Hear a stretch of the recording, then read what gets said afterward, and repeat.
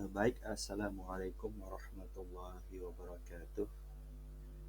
Pada kesempatan ini, saya akan menyampaikan berbagi terkait asesmen yang mempertimbangkan dan memanfaatkan pengetahuan peserta didik, yang mana saya akan sedikit berbagi beberapa poin terkait ini melalui beberapa pertanyaan seperti itu. Nah, eh, kita pahami bersama bahwa ketika ditanyakan kapan waktu yang tepat untuk melakukan assessment. Guru dapat melakukan assessment pada 3 momen penting ya dalam pembelajaran, yaitu di awal atau di selama dan akhir proses belajar. Assessment diagnostik dilakukan di awal pembelajaran untuk mengetahui kemampuan awal, kelemahan, kebutuhan, serta faktor-faktor yang mempengaruhi kelemahan dan kebutuhan tersebut. Dan strategi pembelajaran dapat dirancang sesuai kebutuhan mereka, sehingga di asesmen diagnostik ini kan yang akhirnya bisa sebagai data untuk melakukan pembelajaran berdiferensiasi seperti itu.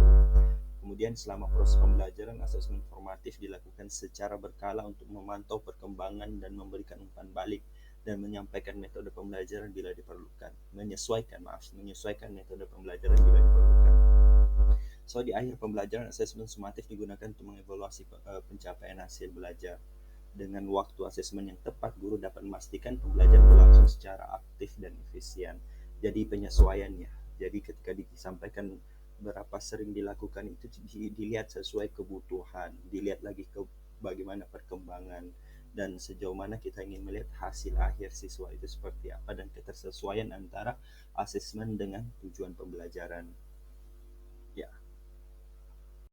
Baik, nah terkait memberikan umpan balik dari hasil asesmen itu ya. Jadi ya umpan balik itu sangat efektif dan yang tentunya harus spesifik, konstruktif dan sesuai dengan kemampuan peserta didik. Guru dapat memberikan panduan secara spesifik atau latihan tambahan untuk bagaimana bisa meningkatkan membawa peserta didik itu dari pengetahuan kompetensi awalnya ke kompetensi yang kita di tujuan pembelajaran seperti itu. Jadi umpan balik ini dapat disampaikan mau diskusi langsung atau ada catatan-catatan tertentu ataupun melalui remedial dan seterusnya juga. Jadi ada beberapa yang bisa dilakukan untuk membantu peserta memahami pencapaian mereka. Ya, ini bagian juga bagaimana untuk ada sebagai evaluasi, sebagai melihat sejauh mana efektivitas pelaksanaan proses pengajaran pembelajaran seperti itu, jadi semacam langkah perbaikan sehingga mendorong motivasi keterlibatan peserta didik dan seterusnya.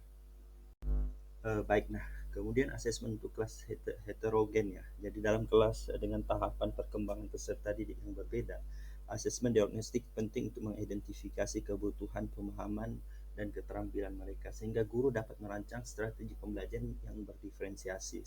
Asesmen formatif juga diperlukan secara berkala untuk memantau perkembangan individu dan memberikan intervensi jika ada kesenjangan, mendukung pembelajaran yang inklusif dan sesuai dengan potensi setiap peserta didik. Jadi lebih komprehensif dan inklusif seperti itu. Baik, nah ketika perjelas pengaruh umpan balik dalam proses pembelajaran, umpan balik memiliki pengaruh besar terhadap efektivitas pembelajaran ya, seperti dalam pendekatan teaching at the right level ya, di mana umpan balik membantu memastikan materi yang diajarkan sesuai dengan kebutuhan peserta didik. Begitu juga di pendekatan pembelajaran berdiferensiasi ya, dan culturally responsive teaching, pembelajaran tanggap budaya ya, juga menekankan pentingnya umpan balik yang relevan, menghargai konteks budaya dan kebutuhan individu.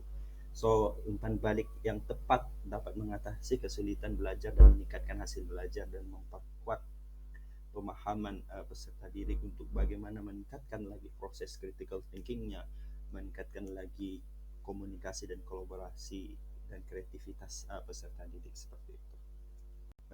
Ya, jadi begitu ya. Singkat dari saya terkait bagaimana koneksi antar materi ini ya, saling mendukung, saling terkait untuk sama-sama bagaimana kita melakukan upaya berupaya mengeksekusi proses-proses pembelajaran agar proses assessment ini benar-benar efektif, bermakna dan optimal bagi peserta didik. Sekian, terima kasih. Wassalamualaikum warahmatullahi wabarakatuh.